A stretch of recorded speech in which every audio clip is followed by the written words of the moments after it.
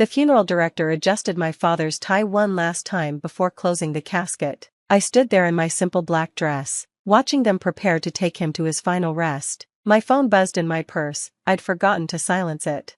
"I've changed your locks. This building is for respectable people only." The text was from Diane Morrison, my neighbor from Unit 4B. Attached was a photo of my apartment door with a shiny new deadbolt installed. My hands shook as I read her follow-up message. "Your loud music, strange visitors, and irregular hours are done. Pack your things from the hallway when you get back. Diane Morrison, Building Committee Chair." I almost laughed at the absurdity. Loud music? I was a classical pianist who practiced with headphones after 6 p.m. Strange visitors? Those were my father's hospice nurses coming to check on me after his death. Irregular hours? I'd been at the hospital and funeral home for 2 weeks straight. "Sophia, we're ready," the funeral director said gently. I slipped my phone back into my purse. My father deserved my full attention today. Diane Morrison could wait. The service was beautiful. My father, Anthony Reeves, had touched many lives as a high school history teacher. Former students, now adults with children of their own, came to pay their respects. They shared stories of how he'd inspired them, helped them through tough times, or simply made them laugh with his terrible history puns. "Your father was so proud of you," his best friend Carl whispered to me. "He talked about you constantly." His daughter, the financial genius who was going to change the world. I squeezed Carl's hand. Dad had been my biggest cheerleader when I left my corporate job to start my own investment firm. He'd even been my first client, trusting me with his modest retirement savings. That initial investment had grown enough to pay for his care during his final illness and still leave a substantial sum. What Carl didn't know, what nobody except my lawyer knew, was that my father had been far wealthier than anyone imagined. His frugal lifestyle and modest teacher's salary had hidden a brilliant investor who'd quietly amassed a fortune through decades of smart decisions. He'd left everything to me, including his crown jewel, the entire Rosegate Commons building where I lived. My phone buzzed again. This time it was building security.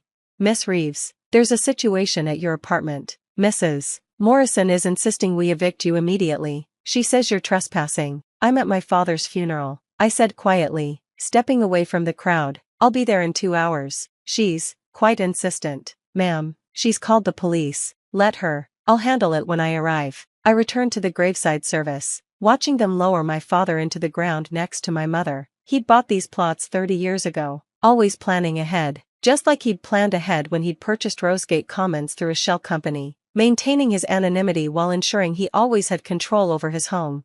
The drive back to the building took 40 minutes. I could see the flashing lights from 2 blocks away. 3 police cars and building security were clustered outside the main entrance. Diane Morrison stood in the center, gesticulating wildly in her designer suit.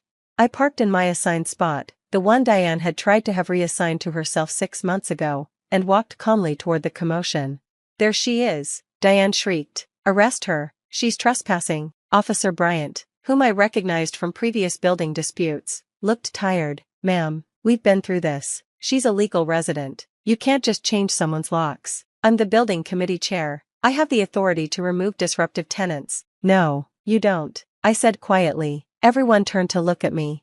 Diane's face flushed. "You have some nerve showing up here dressed like that." She gestured at my funeral attire with disgust. "Trying to manipulate everyone with your sob story. Well, it won't work. I know what you really are, a woman who entertains men at all hours, plays that awful music, and brings down our property values." The men were hospice nurses. "The music is Chopin, played through headphones. And as for property values," I pulled out my phone and opened the email from my lawyer. Building Security Chief James approached me with obvious relief. "Miss Reeves, I'm so sorry about this. I tried to explain to Mrs. Morrison that she has no authority to change locks. But it's all right, James. I know you were just doing your job." I turned to Officer Bryant. "I'd like to file charges for breaking and entering, theft, and harassment." Diane laughed shrilly. "You can't file charges against me. I'm the building committee chair. I've lived here for 15 years. You're just some nobody who moved in 2 years ago." "Actually," I said, pulling up the deed transfer on my phone, "as of yesterday, I'm the owner of Rosegate Commons, the entire building." The silence was deafening. That's impossible," Diane stammered. James, the security chief, was the first to understand. His eyes widened as he remembered all the times he'd seen my father visiting. All the conversations we'd had about building maintenance and resident concerns. "Mr. Reeves was your father," he said softly. "Anthony Reeves. He owned the building through AVR Enterprises. I nodded. He passed away 2 weeks ago. The building transferred to me upon his death. No, Diane whispered. No, the owner is some foreign investor. Everyone knows that. Everyone was wrong. I said, my father bought this building 35 years ago. He lived in Unit 6A for 10 years before moving to the suburbs to be closer to the school where he taught. He kept his ownership private to avoid conflicts of interest with residents. Officer Bryant was checking something on his tablet. It's all here. Public records show the deed transfer from AVR Enterprises to Sophia Marie Reeves, filed yesterday. He looked at Diane with poorly concealed satisfaction. Ma'am, you broke into your landlord's apartment. Diane's face went from red to white to green in the span of seconds. I didn't know. You didn't care to know. I corrected. For 2 years. You've harassed me. You've filed false complaints about noise when I practice piano with headphones. You've called security when my father's nurses came to check on me. You've tried to have my parking space reassigned, my storage unit relocated, and my mail held. And today, while I was burying my father, you broke into my home. The building committee voted. Diane protested weakly. Show me the minutes. I said. Show me the vote where the building committee decided to break into my apartment. Her silence was answer enough.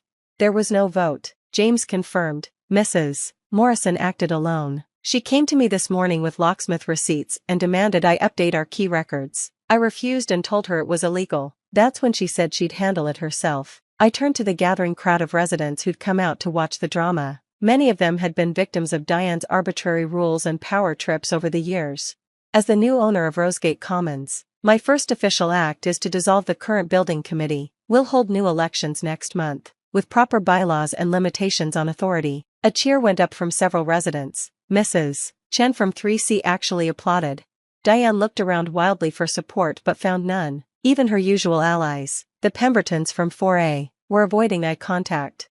Mrs. Morrison, Officer Bryant said, I need you to return Miss Reeves' keys immediately. I threw them away, Diane admitted. I didn't think she'd need them anymore. Then you'll need to pay for an emergency locksmith to restore her access tonight, the officer said. And you'll need to come with us to the station. You're arresting me? Diane shrieked. But I'm respectable. I'm on the hospital board. My husband is a partner at Morrison, Klein, and Associates, and you're also someone who broke into another person's home, Officer Bryant said, pulling out handcuffs. Turn around, please, as they led Diane away. She kept protesting about respectability and property values and the natural order of things. The other residents dispersed slowly, many stopping to offer condolences about my father and apologies for not standing up to Diane sooner. James stayed behind. Your father would be proud of how you handled that, he said. He always said you had a gift for staying calm under pressure. You knew him well? We played chess every Sunday morning in the lobby for 20 years. He never mentioned owning the building, but he always asked detailed questions about maintenance issues and resident concerns. Now I understand why. James paused. He talked about you constantly, said you were brilliant but too humble for your own good. Guess he was right. I had no idea you were the Sophia Reeves from Reeves Capital Management. I smiled sadly. He insisted I make my own way, not trade on his connections. I didn't even know he owned this building until last week when the lawyer read his will. What are your plans for it? Honor his vision, I said. He believed in community, in people taking care of each other. Diane turned the building committee into her personal kingdom. We're going to fix that. The locksmith arrived within an hour, and I finally entered my apartment. Everything was as I'd left it that morning except for a pile of my belongings that Diane had already removed, stacked haphazardly by the door. My father's photograph, the one I kept on the entry table, had been knocked over and the frame cracked. I picked it up carefully, looking at his smiling face. Well, Dad, I think I handled that with the grace and dignity you always preached, though I'm not sure having someone arrested counts as graceful. My phone rang. It was my lawyer. Sophia, I heard about the incident. Building security called me. Are you pressing charges? Yes. She needs to face consequences. Good. I've already fielded 3 calls from her husband's law firm trying to make this go away. They're offering to pay for damages and issue a formal apology. Not good enough, I said. She terrorized residents for years, using her position to bully anyone she deemed unrespectable. It ends now. The next morning, Diane's arrest made the local news. Building committee chair arrested for breaking and entering wasn't the headline she'd probably imagined when she woke up yesterday. Her husband's law firm issued a statement distancing themselves from her actions. But the real vindication came from the other residents. Mrs. Chen from 3C knocked on my door with homemade soup and a story about how Diane had tried to fine her for hanging a traditional Chinese blessing on her door. She said it wasn't in keeping with the building's aesthetic. Mrs. Chen explained, but it was a gift from my grandmother. Tom and Mark from 2F shared how Diane had tried to prevent them from adopting a child, claiming two men raising a baby would disturb the peace. They'd fought her for months before giving up and looking for another place to live. "Please don't make us move," Tom said. "This is our home. Nobody's moving," I assured them. "In fact, if you're still interested in adopting, my father's will included provisions for family-friendly renovations to the building. We're adding a playground and child-proofing the common areas." The stories kept coming. Diane had denied a wheelchair ramp request as unsightly. She'd rejected a therapy dog as disruptive. She'd even tried to evict a young teacher for having students visit for tutoring, claiming it was running a business from home. Each story strengthened my resolve. My father had bought this building to create a community, not a kingdom for petty tyrants. The criminal case moved quickly. Diane's lawyer tried to argue it was a civil matter between landlord and tenant, but the prosecutor, who happened to live in a building with a similar HOA horror story, disagreed. Mrs. Morrison used her perceived authority to commit breaking and entering. The prosecutor argued she destroyed property, attempted theft, and showed premeditation by arranging the locksmith in advance. The fact that she chose to do this while Miss Reeves attended her father's funeral shows particular cruelty. Diane pleaded no contest to misdemeanor breaking and entering. She was sentenced to probation, community service, and ordered to pay restitution. The judge also issued a restraining order preventing her from holding any position of authority in any residential building for 5 years. But the real consequences came from the civil suit. My lawyer was thorough, documenting years of Diane's discriminatory actions as building committee chair. The hospital board quietly requested her resignation. Her husband's law firm suggested she take an extended sabbatical from their charitable foundation work. The building newsletter, which Diane had controlled with an iron fist, published its first free edition in years. The headline, "New Beginnings at Rosegate Commons." It featured interviews with residents about their hopes for the building's future and a tribute to my father, the secret owner who'd protected them from the shadows. I found evidence of his protection everywhere. Rent increases that Diane had pushed for had been mysteriously rejected by ownership. Renovation requests she'd denied had been quietly approved and funded. Every time she'd tried to evict someone for arbitrary reasons, the management company had found reasons to delay or deny her request. "Your father was a guardian angel," James told me. "Now I understand why he always seemed to know when someone was struggling." 6 months later, Rosegate Commons was transformed. The new building committee, elected fairly, included Mrs. Chen, Tom and Mark, and a rotating seat for newer residents. We'd installed the playground, added the wheelchair ramp, and created a community garden on the roof. Diane's unit went on the market after her divorce was finalized. Her husband, mortified by the scandal and furious about the impact on his firm's reputation, had left her for a younger associate who actually was everything Diane had accused me of being. The irony wasn't lost on anyone. I approved the sale to a young couple. She was a social worker. He was a freelance artist. Exactly the kind of unrespectable people Diane would have hated. They loved the building's new community spirit and immediately joined the gardening club. On the first anniversary of my father's death, we held a memorial in the lobby. Residents shared stories of his kindness, how he'd secretly paid for groceries when someone was struggling, how he'd arranged job interviews for unemployed residents through his teaching connections, how he'd made everyone feel welcome regardless of their background.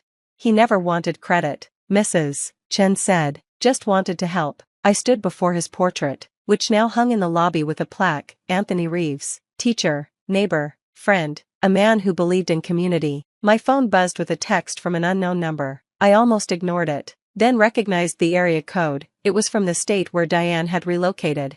"I heard about the memorial. I'm sorry for everything. Your father was a good man, and you're a worthy successor. I was wrong about what makes someone respectable. DM. I didn't respond. Some bridges, once burned, don't need rebuilding, but I hoped she'd learned something from the experience.